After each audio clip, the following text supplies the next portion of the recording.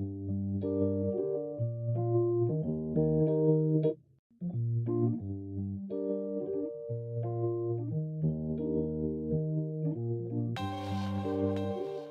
des choses délicates un peu sur le fait de travailler sur le changement, c'est qu'il y a une injonction au changement permanent. Le changement, c'est lié à le fait que on est en tension entre différentes choses et que souvent il n'y a pas de, c'est rare le statu quo.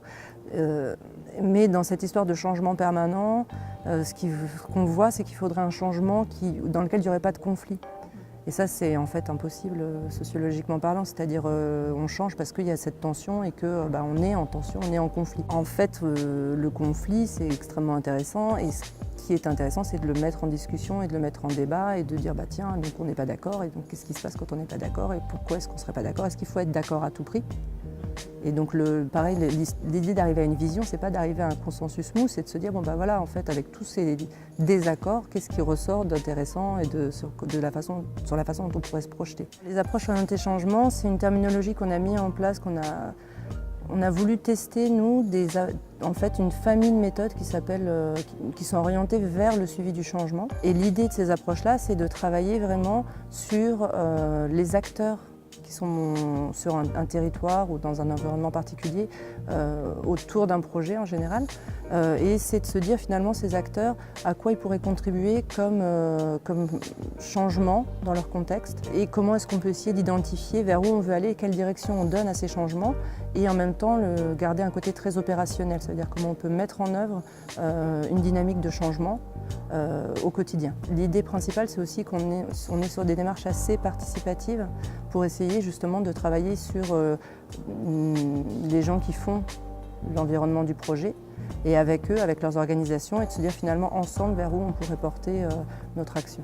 On veut mettre en place des actions, puis les gens viennent ou viennent pas, et quand ils viennent pas ou quand ça marche pas, on se dit en fait ils sont réfractaires ou ils veulent pas faire comme on veut, ou très souvent les gens en fait ils veulent pas changer, ils sont bornés, etc.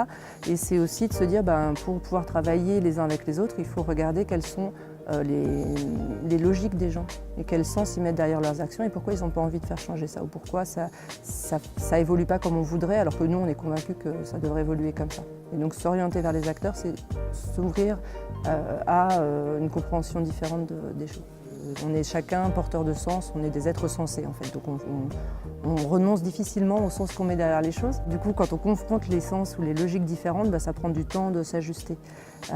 Par contre, une fois que c'est fait ou quand les choses se font, quand on propose cet exercice, on se rend compte que ça fédère beaucoup les gens et qui sont très attachés en fait à ce temps-là. C'est un temps qu'on ne peut pas du tout raccourcir, on sait que c'est un des temps qui prend vraiment, qui compte, quoi.